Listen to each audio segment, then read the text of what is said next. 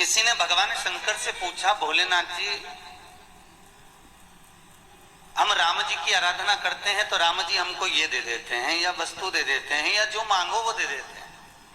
हम कृष्ण की आराधना करते हैं तो कन्हैया भी हमें कुछ ना कुछ प्रदान करते हैं।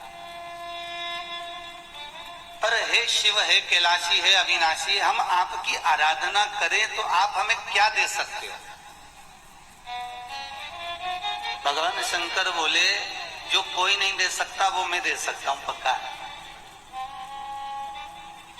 तो आप दोगे क्या? पहले तो ये तो बताओ कि दोगे क्या? तो भगवान शंकर बोले, सीधी सीधी बात है, देखो भाई, राम मंदिर में बैठने की जगह होती है, थोड़ी देर बैठ सकते हो। कृष्ण मंदिर में बैठने की जगह होती है, थोड़ी देर बैठ सकते हो। सारे देवी देवताओं के 33 करोड़ देवी देवताओं के मंदिर में जाकर थोड़ी देर मंदिर के अंदर बैठ सकते हो। पर एक शंकर का मंदिर ही एक ऐसा होता है जिसके अंदर तुम 15 मिनट भी नहीं बैठ सकते हो, क्योंकि आसपास इतना पानी पड़ा होता है कि साड़ी बचाकर रहना पड़ता है। क्यों? क्योंकि भगवान शंकर कहते हैं कि मेरे पास फालतू बैठो मती, टाइम बर्बाद करो मती। श्री परम पूज्य भाई श्री का भी अपनी लेखनी में यही कहना था कि क्यों समय बर्बाद करते हो, ये समय लौट कर आने वाला नहीं है। और यही मेरे शंकर कहते हैं कि मेरे पास बैठकर समय बर्बाद मत करो।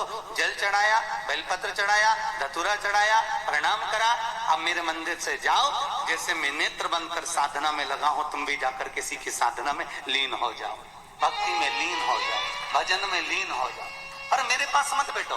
तो परम पूज्य राधे बाबा जी ने बड़ा सुंदर एक संवाद, तो भगवान शंकर का ये चरित्र में कुछ महापुराण में बड़ा अच्छा लगता है, आपको प्रस्तुत कर रहे हैं कि भोलेनाथ आप क्या दे सकते हो। शंकर भगवान कहते हैं मैं वो दे सकता हूं जो कोई नहीं दे सकता।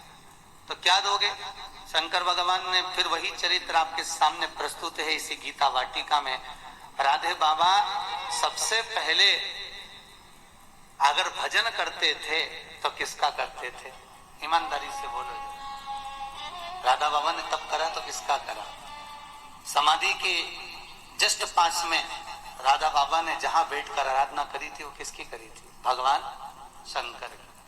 तो वही चरित्र शिव महापुराण का करे। शंकर जी कहते हैं अगर कोई मेरे पास आता भी है, शिव महापुराण में अगर कोई पहुंचता भी है, शंकर की कथा में अगर कोई जाता भी है और शिव चरित्र का स्मरण भी कोई करता है, और अगर मेरी अगर साधना आराधना भी कोई करता है, तो शंकर जी कहते हैं मैं उसको जो देता हूं अपनी जगह पर है। सबसे पहले मैं उसको राम और कृष्ण को या फिर सीता और राधा को प्रदान कर देता हूं, जिससे उसकी भजन कर कर, भक्ति कर कर वो मेरी मुक्ति का साधन मार्ग प्रशस्त कर सकता।